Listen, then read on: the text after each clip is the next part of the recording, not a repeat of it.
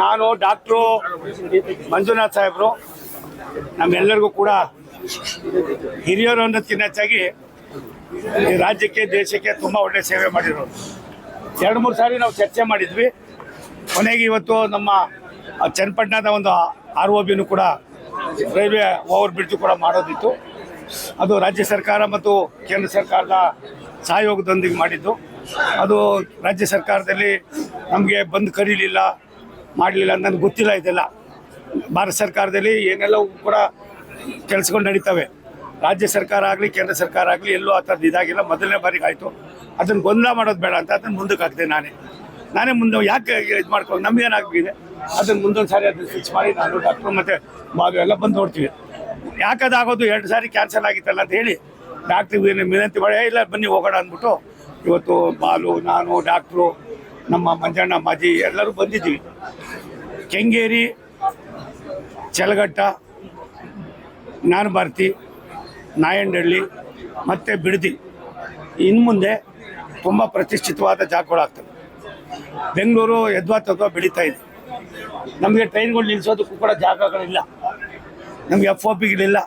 ಒಂದು ಟ್ರೈನ್ ಒಂದು ಸಾರಿ ಓಡಾಡಿದ ಮೇಲೆ 24 ಅವರ್ಸು ಅದನ್ನು ಕ್ಲೀನ್ ಮಾಡಿ ಎಲ್ಲಿ ಏನಾಗಿದೆ ನೋಡಬೇಕು, ತಾಂತ್ರಿಕವಾಗಿ ನೋಡಬೇಕಾಗಿರ್ತಕ್ಕಂಥದ್ದು ವ್ಯವಸ್ಥೆಯನ್ನು ರೈಲ್ವೆ ಇಲಾಖೆ ಸುಮಾರು ವರ್ಷಗಳಿಂದ ಬೆಳೆಸ್ಕೊಬಂದಿರೋದ್ರಿಂದ ಈ ಭಾಗದಲ್ಲಿ ಎಲ್ಲೂ ಕೂಡ ಆ ಥರದ ಕೈ ಘಟನೆಗಳು ಆಗ್ತಾಯಿಲ್ಲ. ಅದಕ್ಕೋಸ್ಕರವಾಗಿ ನಾವು ಜಾಗ ನೋಡ್ತಾ ಇದ್ದೀವಿ. ಇದನ್ನು ಮಾಡೋದಕ್ಕೋಸ್ಕರ ಮಾಡಿದ್ದೀವಿ. ಒಂದು, ಇದನ್ನು ರಾಮನಗರ ಯಾವ ರೀತಿ ಡೆವಲಪ್ ಆಗ್ತಾ ಇದೆಯೋ ಕೆಂಗೇರಿಯನ್ನು ಕೂಡ ಅದೇ ರೀತಿ ಡೆವಲಪ್ ಮಾಡಬೇಕು ಅನ್ನೋದು ನಮ್ಮ ಆಸೆ ಆಗಿದೆ. ಇವಾಗೇನೋ ಬರಬೇಕಾದ್ರೆ ನಾನು ನಮ್ಮ ಅಧಿಕಾರಿಗಳೆಲ್ಲರೂ ಕೂಡ ಏನೇನು ಮಾಡಿದ್ದೀವಿ ಅಂತ ಹೇಳಿದ್ರು. ಇದಕ್ಕೆ ಇನ್ನೊಂದು 3-4 ಅಪ್ರೋಚ್ಗಳು ಮಾಡಬೇಕಾಗಿದೆ. ಬಿಡದಿ ಇದು ರೈಲ್ವೆ ಸ್ಟೇಷನ್ನು ನನಗನ್ನಿಸ್ತದೆ ಇದಕ್ಕೆ ಎಷ್ಟು ನಾವು ಇನ್ಫ್ರಾಸ್ಟ್ರಕ್ಚರ್ ಜಾಸ್ತಿ ಆಗ್ತೀವೋ ಬೆಂಗಳೂರು ಬರೋ ಜನ ಸ್ವಲ್ಪ ಕಡಿಮೆ ಆಗ್ತಾರೆ, ಇಲ್ಲಿ ಡೆವಲಪ್ಮೆಂಟ್ ಜಾಸ್ತಿ ಆಗ್ತಾರೆ. ಆ ನಿಟ್ಟಿನಲ್ಲಿ ನಾವು ಕ್ರಮ ತಗೋತಾ ಇದ್ದೀವಿ. ನಾನು, ಡಾಕ್ಟ್ರು ಮತ್ತು ಬಾಲು ನಾವೆಲ್ಲ ಅಧಿಕಾರಿಗಳನ್ನ ಒಂದು 15-20 ದಿವಸ ಆಫ್ಟರ್ ಸಂಕ್ರಾಂತಿ 101 LC ಗೇಟ್ಗಳನ್ನು, ಮೇಲ್ಸೇತುವೆ ಕೆಳಸೇತುವೆಗಳನ್ನು ಬೆಂಗಳೂರು ಸುತ್ತಮುತ್ತ ನಾನು ಐಡೆಂಟಿಫೈ ಮಾಡಿಸಿದ್ದೀನಿ. ಅಷ್ಟನ್ನು ಕೂಡ ಏಕಕಾಲದಲ್ಲಿ ತಗೋಬೇಕು ಅನ್ನೋದು ನನ್ನ ದೂರದೃಷ್ಟಿಯ ಚಿಂತನೆ, ಭಾರತ ಸರ್ಕಾರದ ಸನ್ಮಾನ್ಯ ನರೇಂದ್ರ ಮೋದಿಯವರ ಸೂಚನೆ. ಇದಕ್ಕೆ ನಾವು ಒಂದು ದಿನ ಪೂರ್ತಿ ನಾವು ಅಲ್ಲೇ ಕುಳಿತುಕೊಂಡು ಎಲ್ಲ ಅಧಿಕಾರಿಗಳು ಕರೆದು BDN ಅವ್ರನ್ನ, BBMP ಅವ್ರನ್ನ ಮತ್ತು ಸಂಬಂಧಪಟ್ಟ ರಾಜ್ಯ ಸರ್ಕಾರದ ಮಂತ್ರಿಗಳನ್ನು ಎಲ್ಲ ಕರೆದು ಚರ್ಚೆ ಮಾಡಿ ಇದಕ್ಕೊಂದು ರೂಪ ಕೊಡ್ತಾ ಇದ್ದೀವಿ. ಮಾರ್ಚಿ ಒಳಗಡೆ 2026 ಮಾರ್ಚಿ ಒಳಗಡೆ ಬಿಡದಿ ಸ್ಟೇಷನ್ನು ಇವಾಗ ಏನೀಗಾಗಲೇ ಆಧುನೀಕರಣ ಆಗ್ತಾಯಿದೆ, ಇಷ್ಟಕ್ಕೆ ಸಾಲದು. ಇದಕ್ಕೆ ಯಾವ ರೀತಿ ಇನ್ನೂ ಒತ್ತು ಕೊಡಬೇಕು ಕೊಡ್ತಕ್ಕಂಥದ್ದಕ್ಕೆ ಡಾಕ್ಟ್ರು ನಮ್ಮೆಲ್ಲರಿಗಿಂತ ಬುದ್ಧಿವಂತರಿದ್ದಾರೆ ಮತ್ತು ಹೃದಯ ವೈಶಾಲ್ಯತೆ ಇದೆ. ಅವ್ರು ವಿನಂತಿ ಮಾಡಿದ್ದೀನಿ, ಇದ್ರ ಬಗ್ಗೆ ನಾವು ಹೆಚ್ಚಿನ ಆದ್ಯತೆ ಕೊಡಬೇಕು. ನಮಗೆ ರಾಮನಗರ, ಬಿಡದಿ ಎರಡೂ ಕೂಡ ಒಂದು ನಾಣ್ಯದ 2 ಮುಖಗಳಾಗಿ ಡೆವಲಪ್ಮೆಂಟ್ ಆಗಬೇಕಾಗಿದೆ. ಇದಕ್ಕೆ ನಾವು ಆದ್ಯತೆ ಕೊಡ್ತೀವಿ.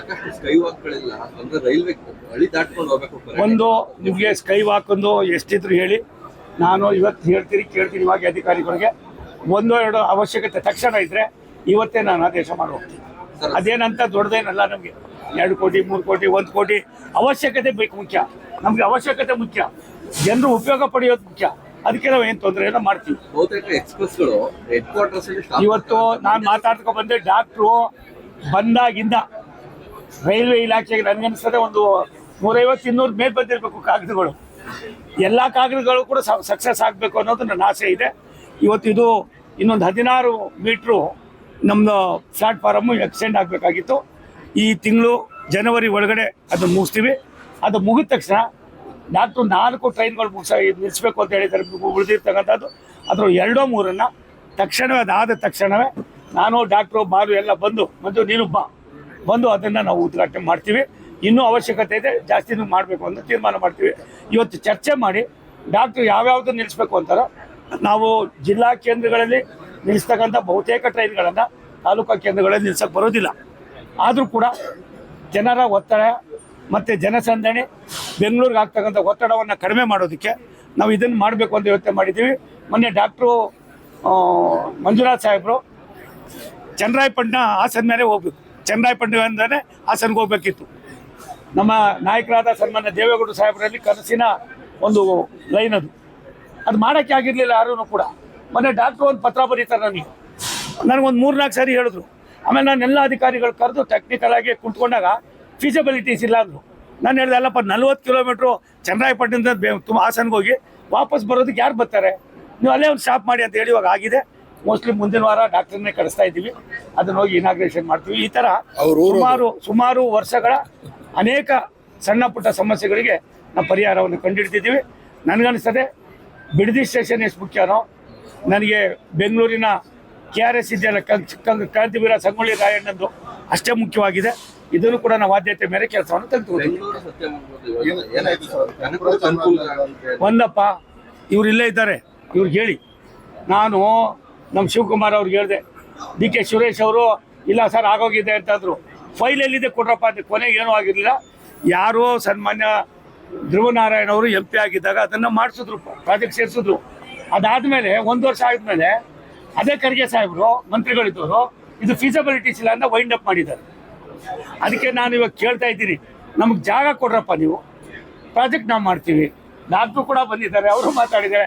ಹೆಜ್ಜಾಲದಿಂದ ಚಾಮರಾಜನಗರಕ್ಕೆ 142 ಕಿಲೋಮೀಟ್ರು, ನಂದು ತಾಲೂಕು ಅದೇ ಆಗಿರೋದ್ರಿಂದ ನಾನು ಹೆಜ್ಜಾಲದಿಂದ